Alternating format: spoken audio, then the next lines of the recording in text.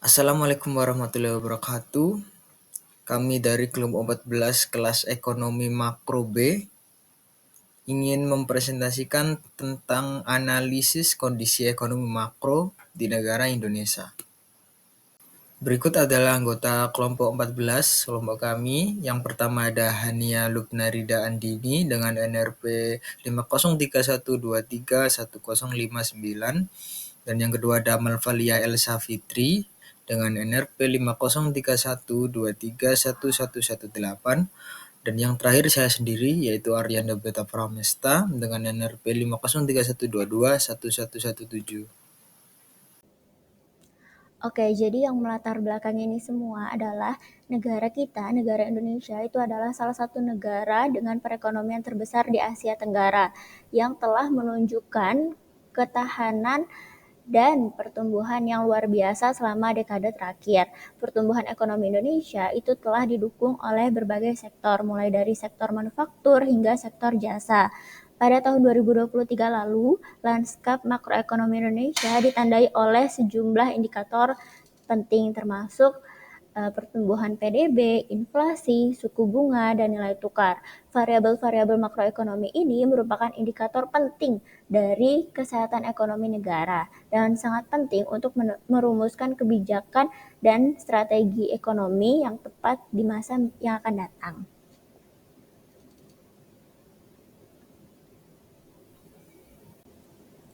Nah, apa sih rumusan masalah dan tujuan? Sebenarnya ini tuh hampir sama, ada 6 indikator. Yang pertama, bagaimana kondisi makroekonomi Indonesia pada tahun 2024, bagaimana kinerja PDB Indonesia dan faktor-faktor apa saja yang mempengaruhinya, bagaimana tren suku bunga di Indonesia dan dampaknya terhadap pertumbuhan ekonomi, bagaimana tingkat inflasi di Indonesia dan faktor-faktor yang berkontribusi terhadap stabilitas harga, bagaimana dinamika nilai tukar rupiah terhadap mata uang asing terutama misalnya US dan dampaknya terhadap perekonomian, dan yang terakhir apa saja sih peluang dan tantangan yang dihadapi Indonesia dalam menjaga stabilitas makroekonomi di tengah kondisi global yang tidak menentu.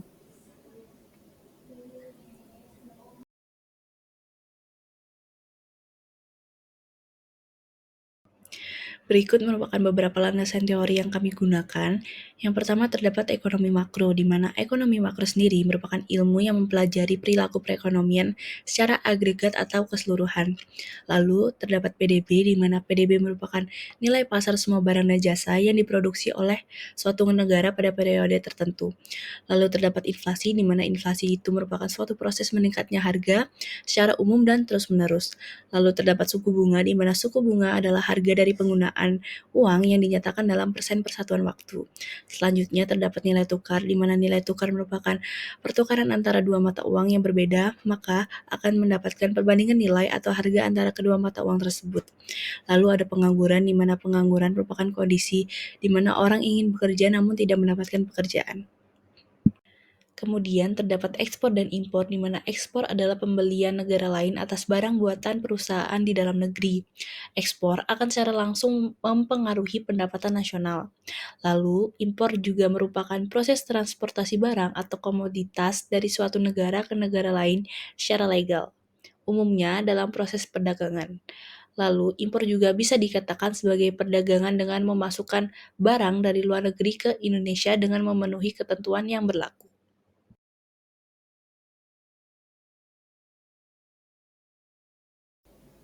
Nah, untuk lokasi dan waktu, sebenarnya lokasinya ada di manajemen bisnis ITS, tanggalnya dari 11 sampai 20 Juni 2024, itu rentang waktu untuk pengumpulan data dan analisis yang komprehensif.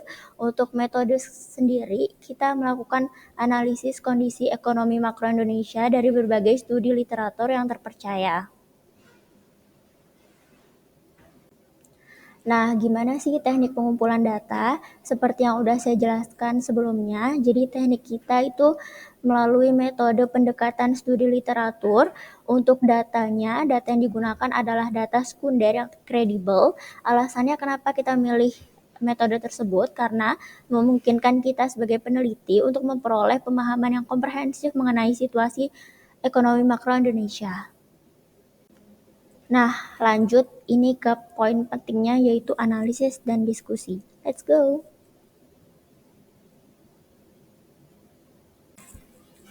Oke, jadi yang pertama, gimana sih kondisi ekonomi makro Indonesia?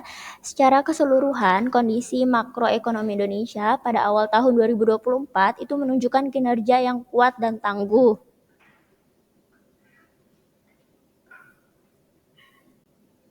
Kok bisa sih kita dinyatakan sebagai negara yang kuat dan tangguh dalam perekonomian? Jadi ada 4 indikator. Yang pertama, dalam 43 bulan berturut-turut, neraca perdagangan Indonesia itu surplus. Yang kedua, 28 bulan berturut-turut, Purchasing Manager Index atau PMI manufaktur itu terus berada di zona ekspansif. Zona ini tuh artinya jadi berkontribusi positif terhadap pertumbuhan ekonomi Indonesia. Nah, selanjutnya cadangan devisa Indonesia itu mencapai USD 146,4 M dan itu merupakan rekor tertinggi dari yang sebelumnya. Dan pertumbuhan nasional Indonesia naik sebanyak 5,05% sepanjang 3 kuartal pertama tahun 2023.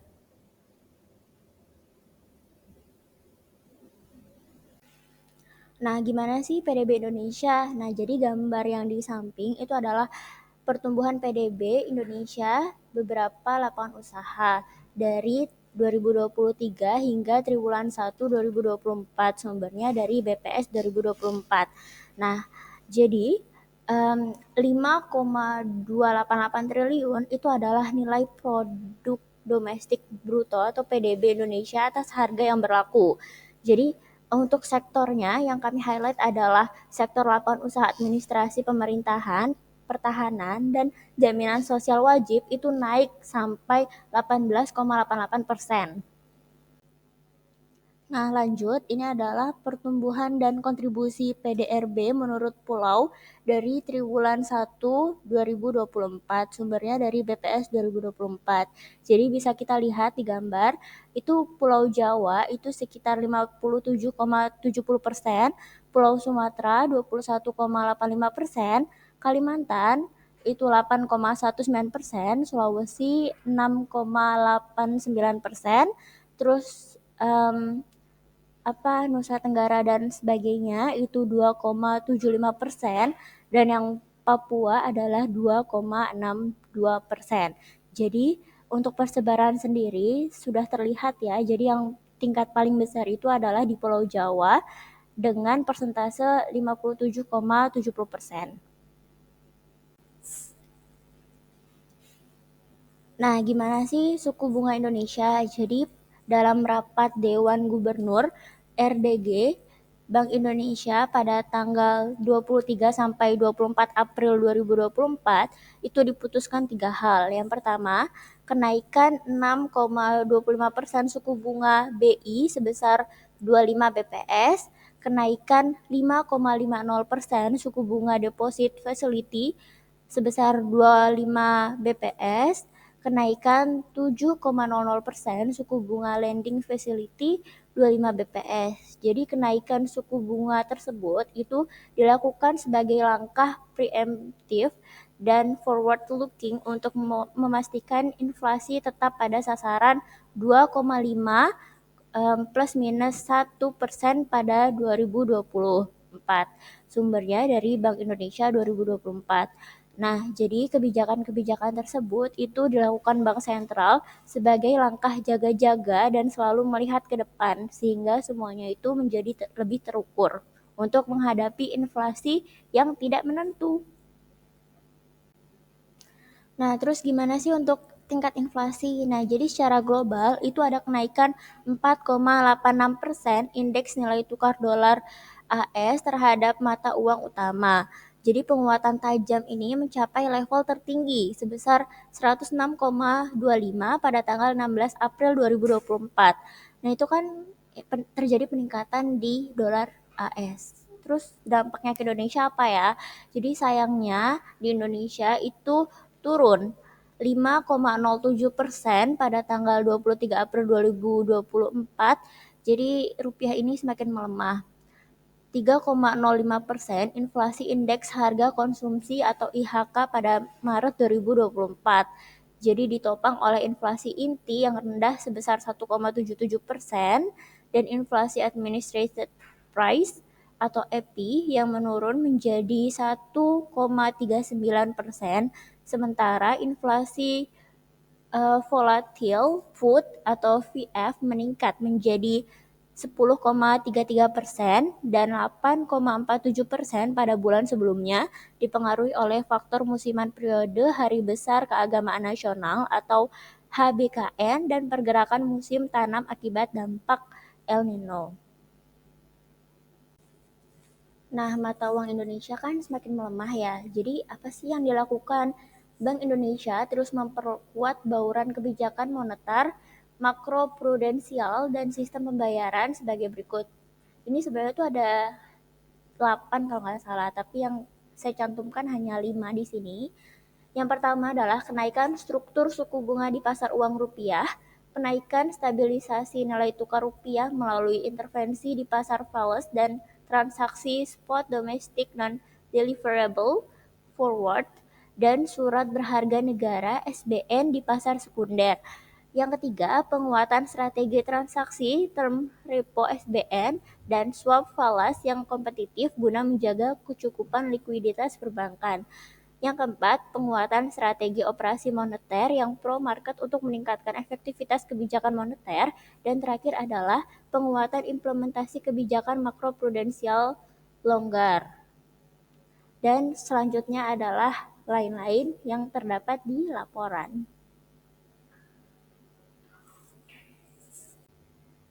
Nah, seperti yang telah saya singgung sebelumnya, katanya ada pelemahan nilai mata uang rupiah. Terus berapa sih nilai tukar rupiah? Nah, jadi berikut adalah gambarnya statistik nilai tukar rupiah terhadap dolar.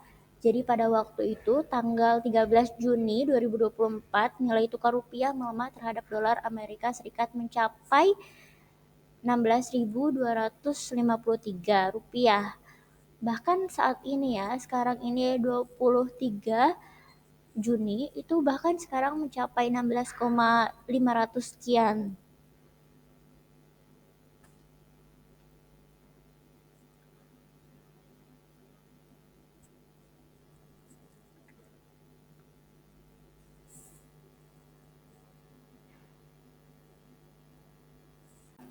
Nah, nilai mata uang rupiah yang melemah itu pengaruhnya apa sih buat kita? Yang pertama, jadi membuat pembayaran utang luar negeri menjadi lebih mahal, yang berimbas pada penekanan anggaran pendapatan dan belanja negara atau APBN serta perusahaan swasta. Yang kedua, ada kenaikan harga impor seperti minyak yang diperkirakan akan mempengaruhi kebijakan subsidi bahan bakar minyak atau BBM.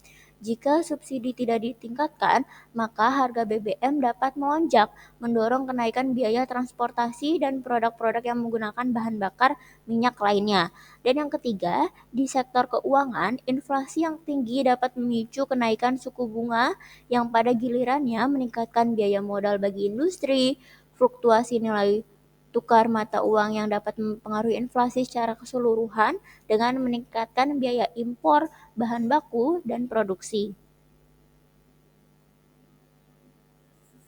Ya, makin lama makin cepat dengan napas. Oh, ini sudah. Hapus. Lalu selanjutnya terdapat data tingkat ekspor yang terjadi di Indonesia. Yang pertama terdapat persentase monsumon di mana mengalami penurunan sebesar 5,79%. Lalu terdapat persentase year to year di mana mengalami penurunan sebesar 9,45%. Dan hal itu menunjukkan bahwa persentase dari per bulan ataupun dari per tahunnya ekspor di Indonesia tetap mengalami penurunan. Lalu untuk pengaruh dari ekspor sendiri terhadap pertumbuhan ekonomi, ekspor berpengaruh positif dan juga signifikan terhadap pertumbuhan ekonomi dalam jangka pendek, di mana jika ekspor meningkat 61%, maka akan meningkatkan pertumbuhan ekonomi sebesar 3,90%. Dan dapat disimpulkan dari sini bahwa pertumbuhan ekonomi di Indonesia dari hasil ekspor yang ada mengalami penurunan. Lalu berikutnya, ini merupakan data tingkat impor yang terjadi di Indonesia, yang dimana secara month to month, impor mengalami penurunan sebesar 0,29%, lalu secara year to year, impor mengalami kenaikan sebesar 15,84%.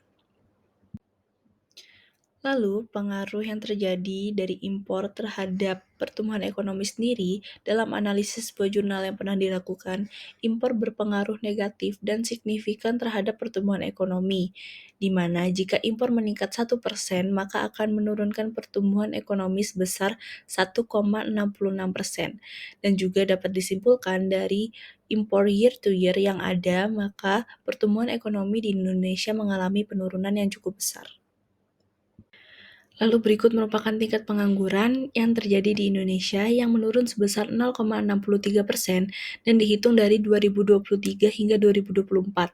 Lalu pada Februari 2024, persentase sebesar 4,82% atau sebesar 7,20 juta jiwa, di mana itu masih tergolong tinggi. Dan juga menurut Hukum Okun menjelaskan bahwa penambahan 1 poin pengangguran akan mengurangi GDP sebesar 2%. Maka dari itu, dengan penurunan persentase maka memungkinkan untuk mengurangi GDP yang ada.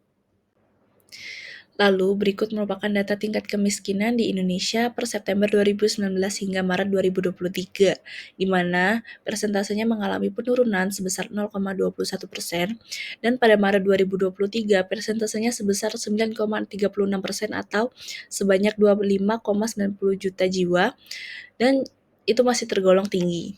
Lalu, tingginya angka kemiskinan yang terjadi di Indonesia itu diakibatkan karena masyarakat yang tidak memperoleh pendidikan dengan baik, sehingga masyarakat tidak mampu menyerap informasi dan juga mengikuti teknologi yang semakin berkembang. Berikutnya adalah yang terakhir, yaitu kesimpulan dan saran. Sebelum saya menjelaskan, izinkan saya memperkenalkan diri. Saya Aryanda Beta Pramesta, NRP terakhir 117. Ekonomi makro di Indonesia menunjukkan ketangguhan yang luar biasa di tahun 2024, meskipun diwarnai berbagai tantangan global. Surplus neraca perdagangan yang konsisten dan cadangan devisa yang mencapai rekor tertinggi menunjukkan daya saing ekspor dan pengelolaan ekonomi yang mumpuni. Namun, ketidakpastian global, fluktuasi harga komoditas, dan perubahan kebijakan di negara maju menghadirkan tantangan berat. Kebijakan fiskal dan moneter yang akomodatif berhasil menjaga stabilitas makroekonomi. Namun, langkah strategis diperlukan untuk meredam dampak eksternal. Meskipun terdapat tekanan dari harga global, inflasi berhasil dikendalikan dan nilai tukar rupiah relatif stabil. Stabilitas ini penting untuk daya beli masyarakat dan daya saing ekspor. Secara keseluruhan, ekonomi makro Indonesia di tahun 2024 menunjukkan performa yang solid dengan prospek yang cerah di masa depan. Berikutnya adalah yang terakhir, yaitu saran. Untuk melengkapi laporan ini, kami akan menyampaikan beberapa saran yang mungkin bisa membantu mengisi kekurangan-kekurangan yang ada. Antara lain sebagai berikut. Yang pertama adalah diversifikasi ekonomi. Ekonomi Indonesia perlu didiversifikasi untuk mengurangi ketergantungan pada sektor komoditas yang rentan terhadap fluktuasi global. Yang kedua ada peningkatan kualitas sumber daya manusia. Meningkatkan kualitas sumber daya manusia melalui pendidikan dan pelatihan yang relevan dengan industri akan memperkuat daya saing tenaga kerja Indonesia di pasar global. Dan yang terakhir, yang ketiga, yaitu penguatan kebijakan fiskal dan moneter. Kebijakan fiskal dan moneter yang prudent menjadi kunci menjaga stabilitas ekonomi makro Indonesia, termasuk mengendalikan inflasi, nilai tukar, dan pengelolaan utang. Hal ini penting untuk menjaga kepercayaan investor dan masyarakat.